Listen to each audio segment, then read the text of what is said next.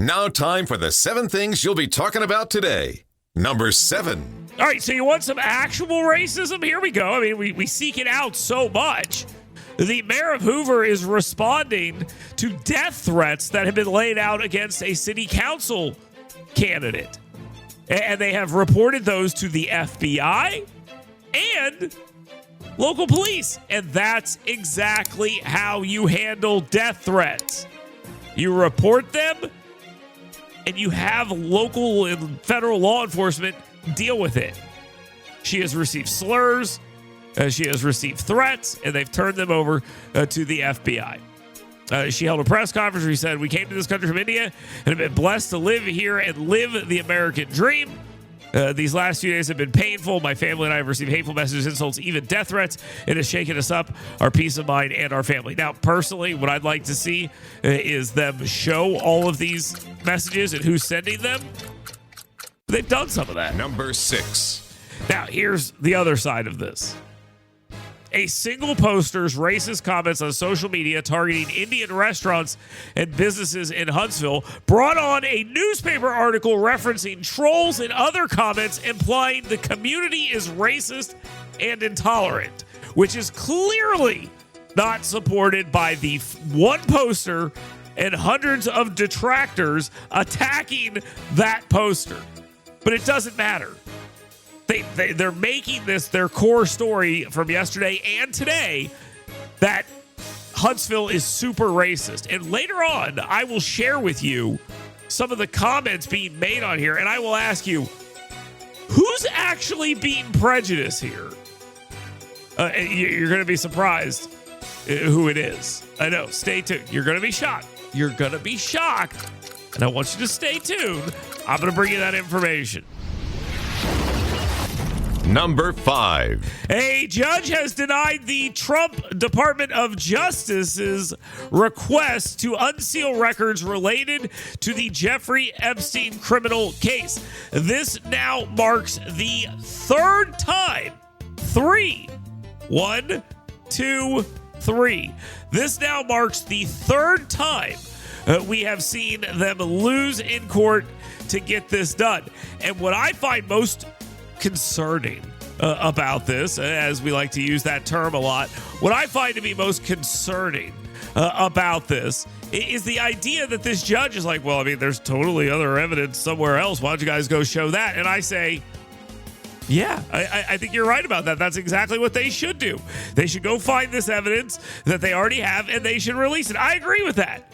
But that doesn't mean that they shouldn't work to release as much as they can. The judge is making the argument that, they don't really care about that, and I don't think that's the case. Number 4. Texas's redistricting of congressional maps has been passed by the Texas House of Representatives, looking to help the GOP gain U.S. House seats. Anyone framing it any other way is being disingenuous. But I do like that the media is in on this political gerrymandering. Oh, wait, we mean racial gerrymandering, which is how they're trying to handle it now, even though they know that it's not racial gerrymandering, it's political. And other states have done it, and they've defended it as legal and appropriate. Now, the response by California has been to try to counteract this by doing their own redistricting. That battle has overcome a Republican challenge in the state redistricting process in the courts, so Texas can move forward. So it looks like California can move forward. So it looks like California is going to redraw their districts as well. The fight is on. Number 3. Oh, look, the dean of students at the University of West Alabama has admitted to looking to use loopholes to continue funding diversity, equity, and inclusion. Now, they are doing this despite the fact that they know it is illegal. This is not an idea that it might be against the rules or something like that. It is patently illegal to do what they are suggesting they are going to do. You are not allowed to continue funding diversity, equity, and inclusion stuff with taxpayer dollars inside the state of Alabama. But this dean of students has decided they know better. They've decided that, and they're saying straight up they're looking for loopholes. But tell you this right now, this person needs to be fired. Number 2. Governor Ivey has stated that Alabama is prepared to provide support to the National Guard in Washington, D.C.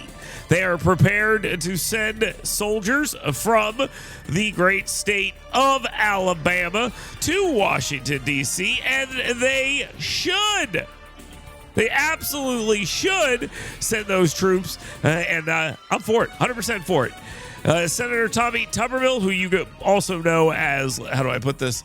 Let's see. Governor-elect, national championship winning coach, United States Senator Tommy Tuberville, said this. He has declared that it is time to, quote, teach these blue cities some discipline. And he's right about that. It is time to teach these blue cities some discipline. And one good way to do that, send the National Guard in. Now, time for the number 1 thing you'll be talking about today. Alabama's economic output projection for the next year is pretty good. We should be happy about this.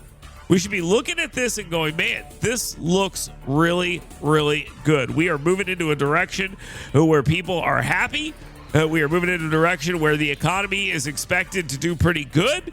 And we should all sit here and be ecstatic that the state is in this position. Now, there are some issues here. And one of those issues is a qualified workforce shortage. But you know what? It's actually a pretty good problem for workers. Because if you are qualified, well, guess what? That makes you more valuable. Now, they're also helping improve education in this state. The better jobs that come in, the more people that will be able to get better educations and will be able to work those jobs. So this all kind of works hand in hand.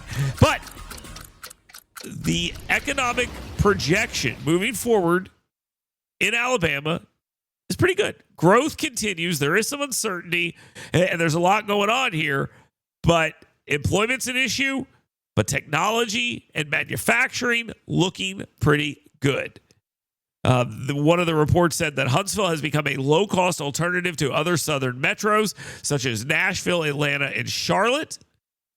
And that has made the Rocket City not as reliant on government contracts as it used to be.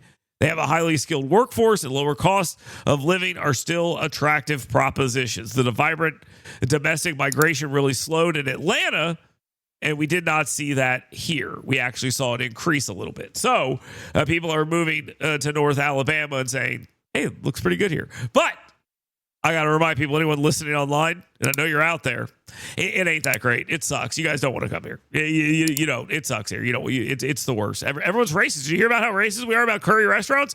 We are absolutely out of control. So just keep that in mind. Just keep that in mind. I'll share more of that hateful racism when we come back. Stay tuned. Get WVNN's Dale Jackson's 7 Things You Should Be Talking About Today right in your email box every morning. Go to yellowhammernews.com and sign up today.